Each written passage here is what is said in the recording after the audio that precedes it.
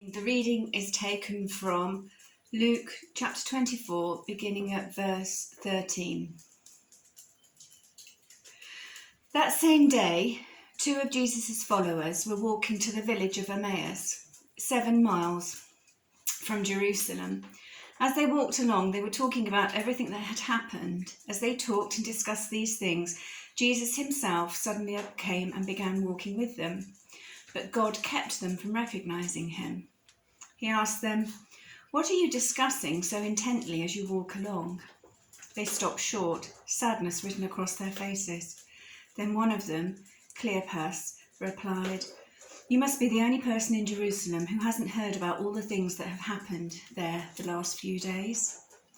"What things?" Jesus asked. "The things that happened to Jesus, the man from Nazareth," they said. "He was a prophet who did powerful miracles, and he was a mighty teacher in the eyes of God and all the people. But our leading priests and other religious leaders handed him over to be condemned to death, and they crucified him. We had hoped he was the Messiah who had come to rescue Israel. This all happened 3 days ago. Then some women from our group of his followers were at the tomb early this morning, and they came back with an amazing report. They said his body was missing, and they'd seen angels who told them Jesus is alive. Some of our men ran out to see, and sure enough, his body was gone, just as the women had said." Then Jesus said to them, "You foolish people, you find it so hard to believe all that the prophets wrote in the scriptures.